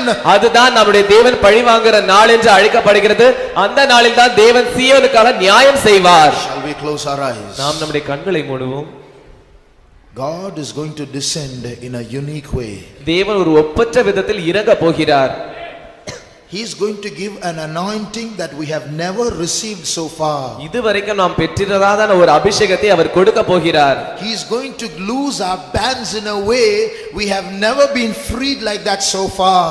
இதுவரைக்கும் இதற்கு முன்பாக நாம் விடுதலையா இல்லாததான ஒரு மிகப்பெரிய விடுதலையை நம்முடைய கட்டுகளை அவர் அறுக்க போகிறார். Nations can rise against us. ஜாதிகள் நமக்கு விரோதமாக எழும்பலாம். Demon groups can rise against us. பிசாசுகளுடைய கூட்டங்கள் நமக்கு விரோதமாக எழும்பலாம். Hordes of them may rise up and come against us. கோடிக்கணக்கானவர்கள் நமக்கு விரோதமாக எழும்பி நமக்கு முன்பாக வரலாம். One man will stand up as an army against them. ஒரு மனுஷன் அவர்களுக்கு விரோதமாக ஒரு ராணுவமாக நிற்பான். God is going to anoint some people in the church for that work. அந்த வேலைக்காக தேவன் சில ஜனங்களை சபையில் அபிஷேகம் பண்ண போகிறார். And they shall rise up and execute the vengeance of God. அவர்கள் எழும்பி தேவனுடைய பழிவாங்குதலை செலுத்த போகிறார்கள். How many can share this vision? உங்களில் எத்தனை பேர் என்னோடு கூட இந்த தரிசனத்தை பகிர்ந்து கொள்ள முடியும்? Shall we close our eyes? நாம் நம்முடைய கண்களை மூடுவோம். They are going to chase us. அவர்கள் நம்மை விரட்ட போகிறார்கள். Oh, they will want our blood. அவர்கள் நம்முடைய இரத்தத்தை கேட்க போகிறார்கள். They might kill some of us. நம்மில் சிலரை அவர்கள் கொலையும் செய்யலாம். They might get our body but not our souls. நம்முடைய சரீரத்தை அவர்கள் பெற்றுக்கொள்ளலாம், ஆனால் நம்முடைய ஆத்மாவை அல்ல.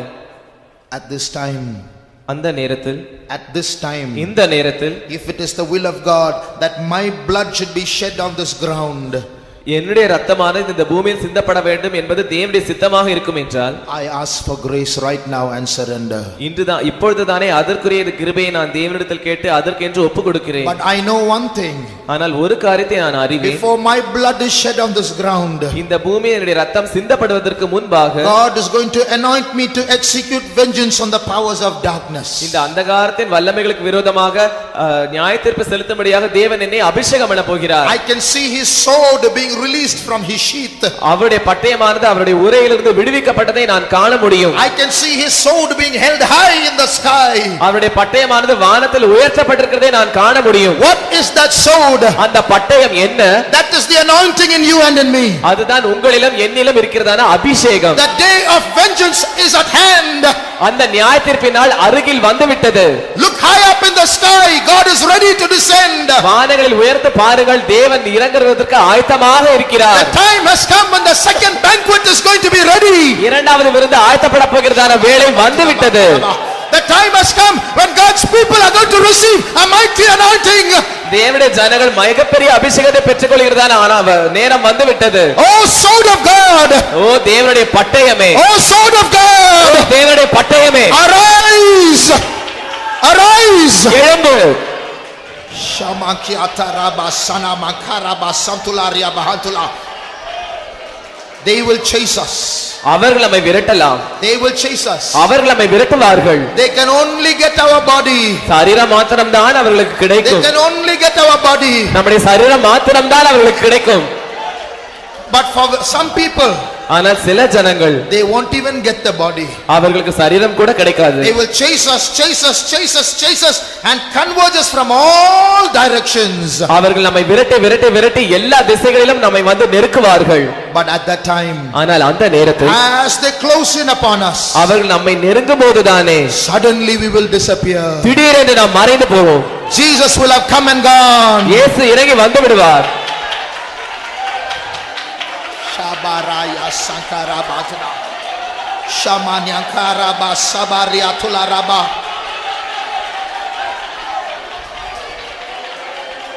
Weak brother, பலவீனமான சகோதரனே, weak sister, பலவீனமான சகோதரியே, don't look at your weakness. உங்களுடைய பலவீனத்தை நீங்கள் பார்க்க வேண்டாம். Look at one thing. ஒரு காரியத்தை நீங்கள் பாருங்கள். At this time God has brought you into the church. இந்த நேரத்தில் தேவன் உங்களை சபையில் கொண்டு வந்திருக்கிறார். That is what you have to observe. That is what you have to observe. அதைதான் நீங்கள் கவனிக்க வேண்டும். At this time God has brought you into the church. இந்த நேரத்தில் தேவன் உங்களை சபைக்குள் கொண்டு வந்திருக்கிறார். As God removes the sword from his sheath, God has brought you into the church. தேவன் தம்முடைய பட்டயத்தை உரையிலிருந்து உருவுகிறதான இந்த நேரத்தில் தேவன் உங்களை சபையில் கொண்டு வந்திருக்கிறார். For you there is an anointing. உங்களுக்கு ஒரு அபிஷேகம் உண்டு. For you there is an anointing. உங்களுக்கு என்று ஒரு அபிஷேகம் உண்டு.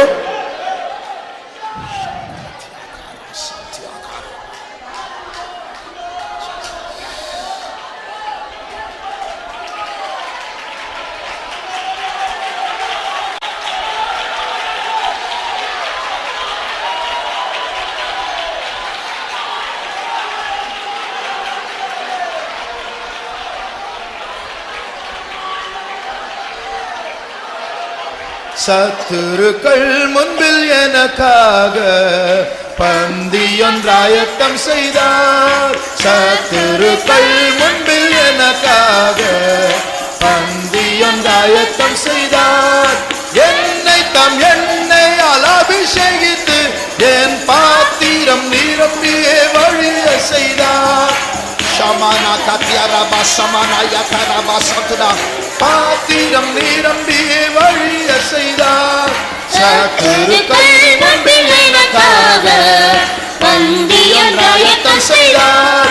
சத்துருக்கள் முன்பில் எனக்காக பந்தியொன்றாயத்தம் செய்தார். ஷமானா கரா சமானா கத்தியாரபா சமானா யகரபா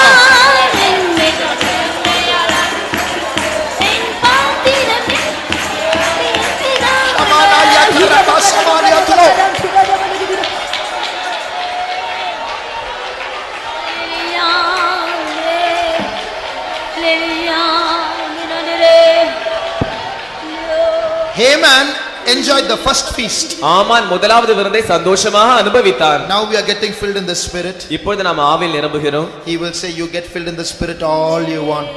உனக்கு என்னவெல்லாம் வேண்டுமோ அபிஷேகத்தெல்லாம் நீ நிறைந்து கொள் என்று அவன் So சொல்லுவான். you go to church, நீ சபைக்கு போ, you enjoy yourself. நீ உன்னை தானே அனுபவித்துக் கொள். You come out, I will rule over you once நீ again. வெளியே வா, நான் மறுபடியும் உன்னை ஆண்டு கொள்ளுவேன். Now I am king. இப்பொழுது நான் தான் ராஜா. You have to tell what I do. நான் என்ன சொல்லுகிறேனோ அதை தான் நீ செய்ய வேண்டும். But there is a second feast, dear brothers, sisters. அருமையான சகோதரர்களே சகோதரிகளே, இன்னொரு விருந்து உண்டு.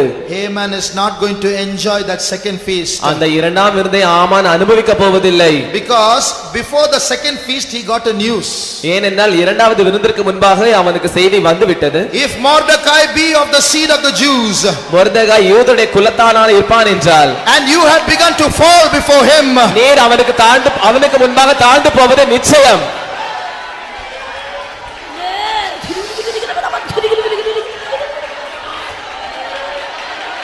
சத்துருக்கள் முன்பில் எனக்காக பந்தியொன்றாயத்தம் செய்தார். சத்துருக்கள் முன்பில் எனக்காக பந்தியொன்றாயத்தம் செய்தார்.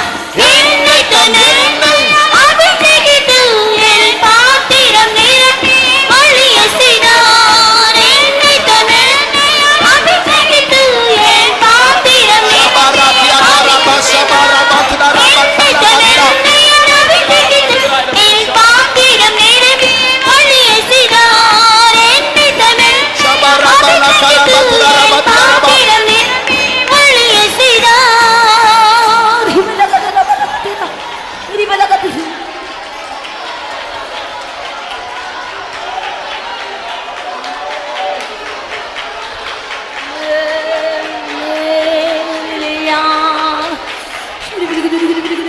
dear brother, dear sister, அருமையான சகோதரனே அருமையான சகோதரியே, Satan may be standing outside. சாத்தான் வெளியே ஒருவேளை நின்று கொண்டிருக்கலாம். In this first feast he may be enjoying himself. இந்த முதலாவது விருந்தில் அவன் தன்னை தானே சந்தோஷப்பட்டு He கொண்டிருக்கலாம். may say, you come out, I will look after you. நீ வெளியே வா, நான் உன்னை பார்த்துக் கொள்வேன் என்று அவன் ஒருவேளை சொல்லலாம். What should we say? ஆனால் அதற்கு நாம் என்ன சொல்ல வேண்டும்? Whatever you do, நீ என்ன செய்தாலும் பரவாயில்லை, God has prepared a second feast for us. தேவன் எங்களுக்கு இரண்டாவது விருந்தை ஆயத்தம் பண்ணி இருக்கிறார். We shall enjoy that feast. நாங்கள் அந்த விருந்தை அனுபவிப்போம்.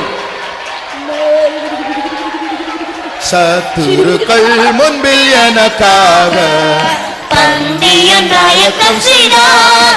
சத்துருக்கள் முன்பில் எனக்காக பந்தியொன்றாயத்தம் செய்தார். என்னை தன்னை அபிஷேகித்து என் பாத்திரம் நிரப்பி வழிய செய்தார். என்னை தன்னை அபிஷேகித்து என் பாத்திரம் நிரப்பி வழிய செய்தார். என்னை தன்னை அபிஷேகித்து என் பாத்திரம் நிரப்பி வழிய செய்தார்.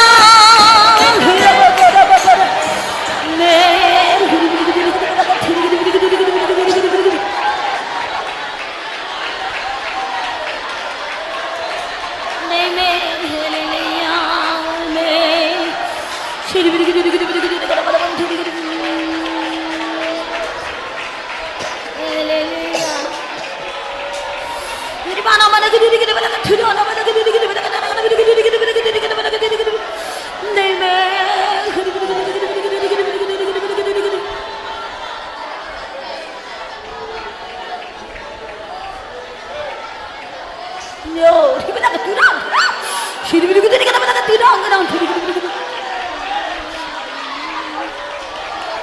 நான் விசுவாசிப்போரின் நடந்தறிவேன் என்னையே படைத்திட்டேன் அவர் கருத்தில் நான் விசுவாசிப்போரின் நடந்தறிவேன் என்னையே படைத்திட்டேன் அவர் கருத்தில் முடிவு வரை என்னை நடத்திடுவார் மாற்று மலர்ச்சி பாரே முடிவு வரை என்னை நடத்திடுவார் மாற்று மலர்ச்சி பாரே நான் விசுவாசிப்பேன் நடந்தறிவேன் என்னையே படைத்திட்டேன் அவர் கருத்தில் நான் விசுவாசிப்பேன் நடந்தறிவேன் என்னையே படைத்திட்டேன் அவர் கருத்தில் முடிவு வரை என்னை நடத்திடுவார் மாற்று மலர்ச்சி பாரே முடிவு வரை என்னை நடத்திடுவார் மாற்று மலர்ச்சி பாரே முடிவு வரை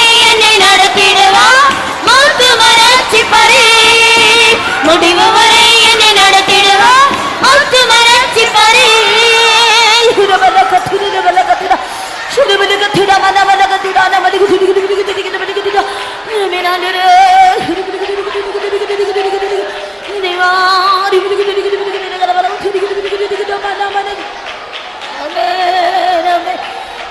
புயலடித்தாலும் அலை மோதினாலும் எவர் எனக்கு எதிராய் எழும்பினாலும் புயலடித்தாலும் அலை மோதினாலும் எவர் எனக்கு எதிராய் எழுப்பினாலும் எனக்கு எட்டாத உயரத்திலே எடுத்தவன் இருத்திடுவார் எனக்கு எட்டாத உயரத்திலே எடுத்தவன் இருத்திடுவார் புயலடித்தாலும் அலை மோதினாலும் எவர் எனக்கு எதிராய் எழும்பினாலும் புயலடித்தாலும் அலை மோதினாலும் எவர் எனக்கு எதிராய் எழும்பினாலும் எனக்கு எட்டாத உயரத்திலே எடுத்தவன் இருத்திடுவார் எனக்கு எட்டாத உயரத்திலே எடுத்தவன் இருத்திடுவார் எனக்கு எட்டாத உயரத்திலே எடுத்தவன் இருத்திடுவார்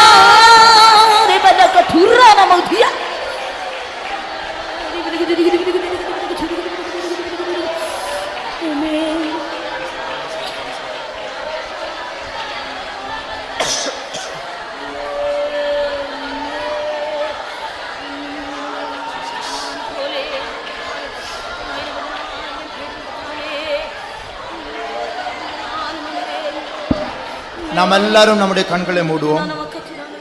சகோதரர் மத்தியில் யாராவது முன்னாடி வந்து மைக்குக்கு முன்னாடி எழுப்புதலுக்காக ஜெபிக்கும்படியாக கேட்டுக்கொள்கிறோம். கண்களை மூடுவோமாக. ஆவியில் ஏவப்பட்டதான சகோதரர்கள் யாராவது ஒருவர் மைக்குக்கு முன்னாடி வந்து எழுப்புதலுக்காக ஒரு நிமிடம் ஜெபிக்க வேண்டும் என்று கேட்டுக்கொள்கிறோம்.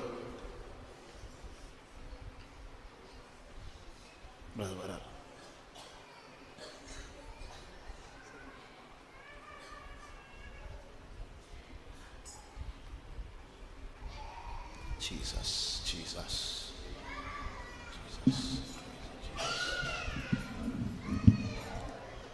ஸ்தோத்திரம் ஸ்தோத்திரம் ஸ்தோத்திரம் ஸ்தோத்திரம். கர்த்தாவே, எங்களுடைய சபைக்காக நாங்கள் ஜெபிக்கிறோம் ஆண்டவரே. கர்த்தாவே, இந்த சபை கர்த்தாவே விதமாய் எழுப்புதலுக்காக நாங்கள் ஜெபிக்கிறோம் ஆண்டவரே. எப்படியாவது கர்த்தாவே சபையில் உள்ளவர்கள் அநேக மத்தியிலே கர்த்தாவே இது பெரிய அற்புதத்தை செய்ய வேண்டும் கெஞ்சினதா ஸ்தோத்திரம்.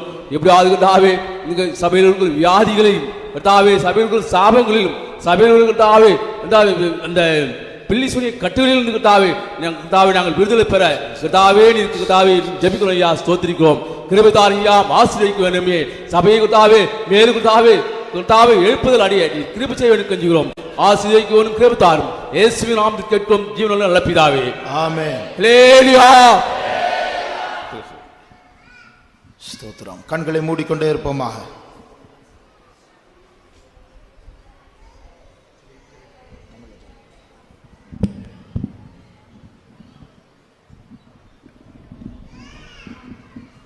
அன்பான பிதாவே, அருமையுள்ள ஸ்தோத்திர சுவாமி, நாங்கள் இப்பொழுது கேள்விப்பட்டது போல கர்த்தாவே ஒரு பெரிதான எழுப்புதலுக்காக ஆண்டவரே நாங்கள் வாஞ்சிக்கிறோம் சுவாமி.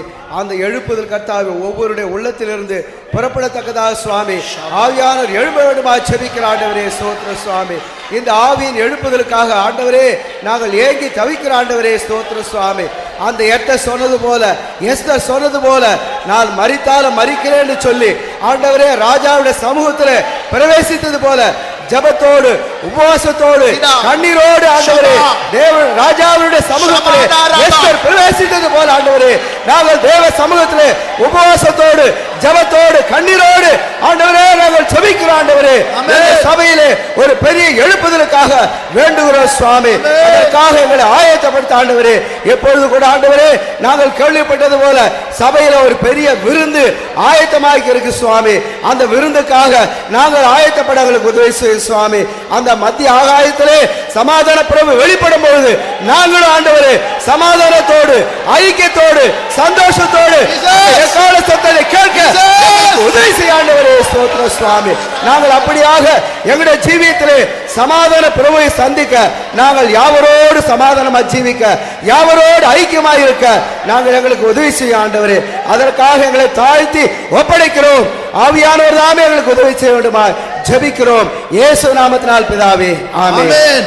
ஆமென் ஆமென் ஆமென்.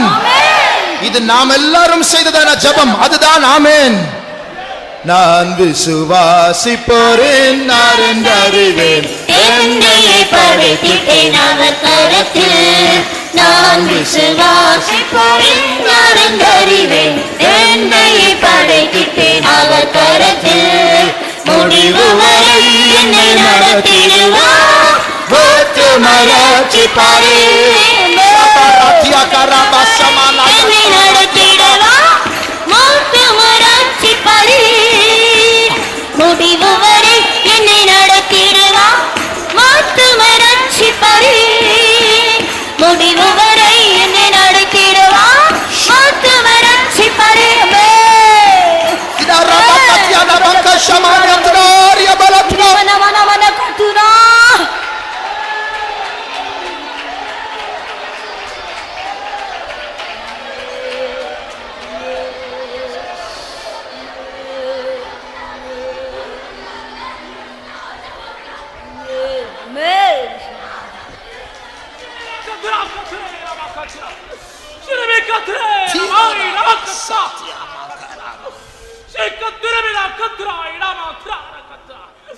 ஜெயம் கொண்டவர்கள் நீங்களே.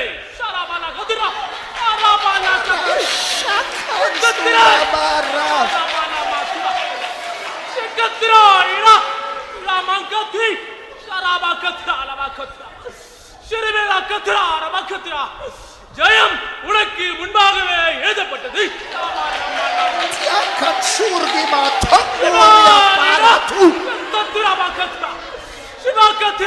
நீ அதை அவிசுவாசிக்காதே. நீ விசுவாசித்தால் இப்பொழுதே தேவனுடைய மகிமை காண்பாய்.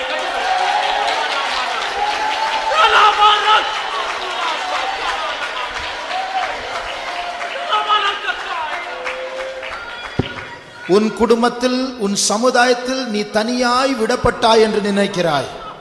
கூட ஒரு ஆள் இருந்தால் போதுமே நன்றாய் இருக்குமே என்று யோசிக்கிறாய். எனக்கு நீ ஒரு ஆள் போதும் என்று கர்த்தர் சொல்லுகிறார். உன் இருதயத்தை விசாலப்படுத்து, நான் அதை நிரப்புவேன் என்று கர்த்தர் சொல்லுகிறார்.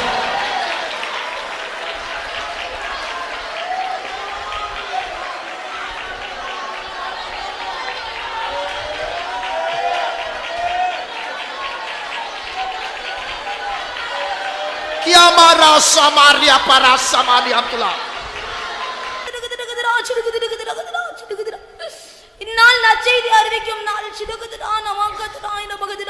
நீ மௌனமாயிருப்பது காலமல்ல. நீ மௌனமாயிருந்தால் குற்றம் உன்மேல் சுமரும்.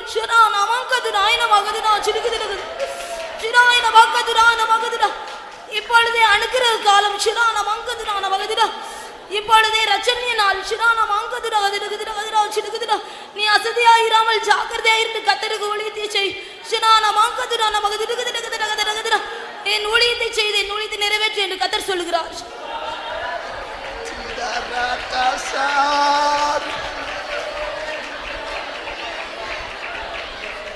Shamana Ramakatna Rabba Shabarabana Yatne. Thank you, Jesus. Praise you.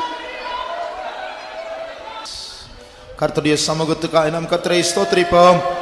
ஸ்தோத்திரம் ஸ்தோத்திரம் ஸ்தோத்திரம் ஸ்தோத்திரம் ஸ்தோத்திரம் ஸ்தோத்திரம் ஸ்தோத்திரம் ஸ்தோத்திரம் ஸ்தோத்திரம் ஸ்தோத்திரம். Thank you Lord. We thank கர்த்தர் நம்ம மத்தியில் இறங்கி வந்தார், அதற்காக கர்த்தரை ஸ்தோத்திரிப்போம். ஸ்தோத்திரம் ஸ்தோத்திரம் ஸ்தோத்திரம் ஸ்தோத்திரம். அவர் நமக்காய் ஆயத்தப்படுத்தின விருந்துக்காக நாம் அவரை ஸ்தோத்திரிப்போம். ஸ்தோத்திரம் ஸ்தோத்திரம் ஸ்தோத்திரம் ஸ்தோத்திரம். இரண்டாவது ஒரு விருந்து சீக்கிரமாய் வரப்போகிறது, அதற்காய் ஸ்தோத்திரிப்போம். ஸ்தோத்திரம் ஸ்தோத்திரம் ஸ்தோத்திரம் ஸ்தோத்திரம் ஸ்தோத்திரம். எல்லா துதி கன மகிமை கர்த்தருக்கே செலுத்தி கர்த்தரை ஸ்தோத்திரிப்போம். ஸ்தோத்திரம் ஸ்தோத்திரம் ஸ்தோத்திரம். அல்லேலூயா. ஜெபிப்போம். எங்களை அதிகமாக நேசிக்கிற என் ஆத்தும நேசரே, சியோனின் ராஜாவே, பரிசுத்தமுள்ள பிதாவே, நன்றியோடு துதிக்கிறோம், ஸ்தோத்திரிக்கிறோம் சுவாமி. கடந்த நாட்களில் கர்த்தாவே நீர் எங்களோடு இருந்தீர் சுவாமி. கண்மணி போலே நீர் எங்களை பாதுகாத்தீரையா. எங்களுடைய யுத்தங்கள் எல்லாம் கர்த்தாவே நீர் செய்தீர். பெரிய ஜெயத்தோடே கர்த்தாவே மட்டுமாய் நீர் எங்களை நடத்தினீரையா. ஸ்தோத்திரம் ஸ்தோத்திரம். இந்த கால வேளையிலே ஆண்டவரே ஸ்தோத்திரம். சியோனின் ராஜா சியோனில் இருந்து இறங்கி வந்து ஆண்டவரே ஸ்தோத்திரம், நீர் எங்களோடு பேசின ஒவ்வொரு வார்த்தைக்காகவும் ஆண்டவரே ஸ்தோத்திரம், வல்லமையான அருமையான தூதுக்காகவும் நன்றி எழுத்தோடு உம்மை துதிக்கிறோம், ஸ்தோத்திரிக்கிறோம் சுவாமி. ஸ்தோத்திரம். புதிய தானியம் ஆண்டவரே நீர் எங்களை கொண்டு வந்தீர் சுவாமி. அந்த தானியத்தோட கர்த்தாவே என்னையும் கர்த்தாவே எங்களையும் நீர் பலப்படுத்தினீர். ஸ்தோத்திரம் ஆண்டவரே. புதிய திராட்சை ரசத்தோடு புதிய எண்ணெயத்தோடு ஆண்டவரே தைலத்தோடு நீர் இறங்கி வந்தீர் சுவாமி. நீர் எங்களை அபிஷேகித்தீர் சுவாமி. ஸ்தோத்திரம் ஸ்தோத்திரம். இந்த புதிய கர்த்தாவே எண்ணத்தோடு கர்த்தாவே வைராக்கியமாய் ஐயா தீவிரமாய் கர்த்தாவே உமக்கு ஊழியம் செய்ய உதவி செய்யும் ஆண்டவரே. இனி எங்களுக்கு காலம் இல்லை, மௌனமாய் இருக்கிறது கர்த்தாவே. இது காலம் இல்லை சுவாமி. ஐயா உமக்காக ஆண்டவரே பரிசுத்தமா ஊழியம் செய்ய வைராக்கியமா ஆண்டவரே தீவிரத்தோட யா ஊழியம் செய்யறதுக்கு கொஞ்சம் காலம் ஆண்டவரே நீர் எங்களுக்கு தந்தீர் ஆண்டவரே. ஸ்தோத்திரம் ஸ்தோத்திரம். உண்மையாகவே கர்த்தாவே உத்தமமா மனதோடு கர்த்தாவே செமையான இருதயத்தோடு உம்மை சேவிக்க உமக்கு ஊழியம் செய்ய எங்கள் எல்லோருக்கும் உதவி செய்யும் ஆண்டவரே. ஸ்தோத்திரம் ஸ்தோத்திரம். ஆமானு போல கர்த்தாவே 10,000 பேர்கள் கர்த்தாவே எங்களுக்கு விரோதமாய் எழும்பினாலும் சுவாமி ஐயா ஸ்தோத்திரம், 10,000 பேரில் சிறந்தவர் நீர், சர்வ வல்லமுள்ள தேவன் நீர். எங்களோட இருக்கிறீர் ஆண்டவரே. ஸ்தோத்திரம் ஸ்தோத்திரம் ஸ்தோத்திரம். எங்களோட இருப்பீர் ஆண்டவரே. ஸ்தோத்திரம். எங்களுக்கு பயமே இல்லை சுவாமி. ஸ்தோத்திரம். சாத்தானி தலை கர்த்தாவே எங்களுடைய கால் கீழே கர்த்தாவே நசுக்கு கொண்டே இருக்கிறீர் சுவாமி. இயேசுவே ஸ்தோத்திரம் ஸ்தோத்திரம். ஜெயம் எங்களது, யுத்தம் உங்களது ஆண்டவரே. ஸ்தோத்திரம். ஐயா நீர் பேசும் ஒவ்வொரு வார்த்தைகள் நன்றி எதிர்த்தோட கர்த்தாவே மெய் துதிக்கிறோம், ஸ்தோத்திரிக்கிறோம் சுவாமி. முழு சபை ஆண்டவரே இந்த வார்த்தைகள் மூலமா இயேசு போல மாற உதவி செய்யும் ஆண்டவரே. இயேசுவே நீர் இப்படி எங்களோடு சொல்லும் ஆண்டவரே. என் பிரியமே, என் பூரண ரூபதியே, உன்னில் பழுதொன்றுமில்லை என்று சொல்லி அந்த சத்தம் இந்த வார்த்தைகள் மூலமா கேட்க உதவி செய்யும் ஆண்டவரே.